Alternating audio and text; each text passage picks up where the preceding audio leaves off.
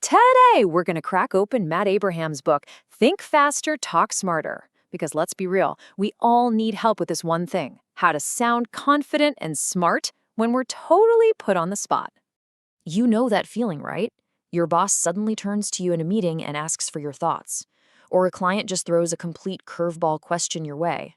And poof, your mind is just a blank slate. It's that heart-pounding, pure panic moment we have all been through. And hey, if you feel that way, you are in some seriously good company. I mean, even the legendary Mark Twain admitted that great, off-the-cuff speaking isn't some kind of magic trick. It's actually about preparation. And that one idea right there is the key to unlocking this whole thing. So, let's first get to know the beast we're trying to tame here. That jolt of anxiety, it isn't just all in your head. Nope, it's a real three-part reaction that we can actually break down and, believe it or not, get under control. The easiest way to think about it is with the ABCs. A is for affective. That's the emotional stuff, the fear and the dread. B is for behavioral. Those are the physical tells, like your heart racing, your palms getting sweaty, or you suddenly start talking a mile a minute. And C is for cognitive. That's the mental game, the self-doubt, the negative thoughts that just spiral. Figuring out which one hits you the hardest is honestly the first step to taking back control. But here is the really good news. There is a clear way out of this mess. Matt Abrahams lays out a 6-step plan that's basically our roadmap to get from total panic to total poise. And here it is, the whole game plan at a glance. It's 6 simple steps. First, we're going to calm that anxiety. Second, unlock your own creativity. Third, we have to redefine the whole situation. Fourth, actually listen. Fifth, structure what you're going to say. And finally, number 6, focus your message. Don't worry, we're going to walk through every single one. Now, what's so interesting is that before you even say a single word, the most critical work happens right between your ears. Yep, these first 3 steps are all about getting your internal world sorted out. Step 1 is to calm that beast with what we'll call your Anxiety Management Plan, or AMP for short. Think of this as your personal first aid kit for those high-stress moments. For you, maybe it's deep belly breathing to slow down that racing heart, or maybe it's having a personal mantra to fight back against those negative thoughts. You could even just hold a cold water bottle to physically ground yourself. The whole point is finding what actually works for you. All right, step 2 is to unlock your mind, and you do this by giving yourself permission to be, well, a little bit dull. Seriously, dare to be dull. It's that intense pressure to say something absolutely brilliant that causes us to freeze up. Just aim for connection, not for perfection.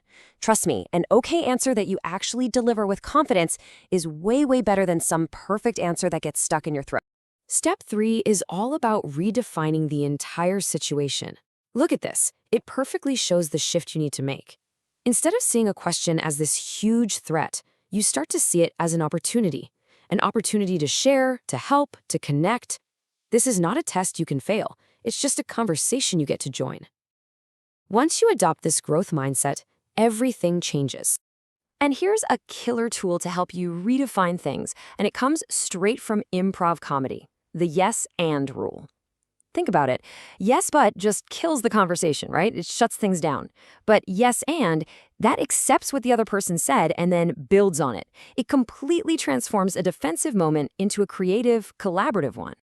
Okay, so once your head is in the right space, it is time to actually build your response. These next 3 steps are all about the how you listen, how you organize your thoughts, and how you deliver them clearly. Step 4 is simply to listen, and Abrahams has this great little framework for it: pace, space, and grace. Pace yourself. Just take a breath instead of jumping in. Create some space to think, maybe by asking a quick clarifying question, and offer grace by acknowledging the other person's point of view. A fantastic response always starts with really hearing what's being asked. Now, step 5, structure. This is your secret weapon. You do not have to invent a brilliant response out of thin air. You can just grab a pre-built framework. Think of these like mental templates. You need to persuade someone? Use prep. Pitching a new idea? Go with problem, solution, benefit. Just giving a quick update? What? So what? Now what? Is your best friend. Having a structure like this frees up your brain to just focus on the good stuff, your content. And finally, we have step 6, focus your message. Look, a great spontaneous response isn't about saying a lot of words, it's about making a real impact. So before you speak, run through this quick checklist. Is it precise? Is it relevant to this audience right now? Is it accessible? Like, could your grandmother understand it? And is it concise? Say your point and then stop talking. Less is almost always more. So, how does all this theory actually work in the real world? Let's take these ideas and apply them to a situation that, let's be honest, terrifies a lot of us, the Q&A session. For this scenario, there's a super simple, really powerful three-part framework called ADD. First up, the A. Answer the question directly. No long rambling intros, no waffling. Just give them the headline right up front. It shows you're confident and it respects their time. Next, the first D, detail with an example. This is where you bring your answer to life. Back it up with a quick story, a bit of data, or just a clear illustration. This is what makes your answer stick.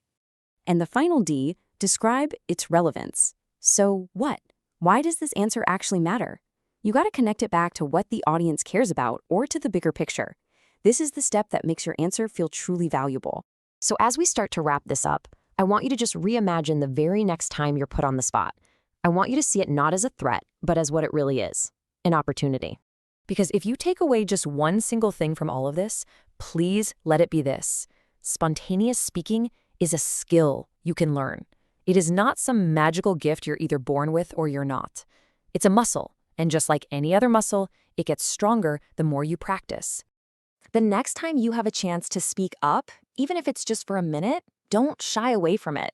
See it as a chance to practice just one of these techniques. So I'll leave you with this question. How are you going to use your next 60 seconds?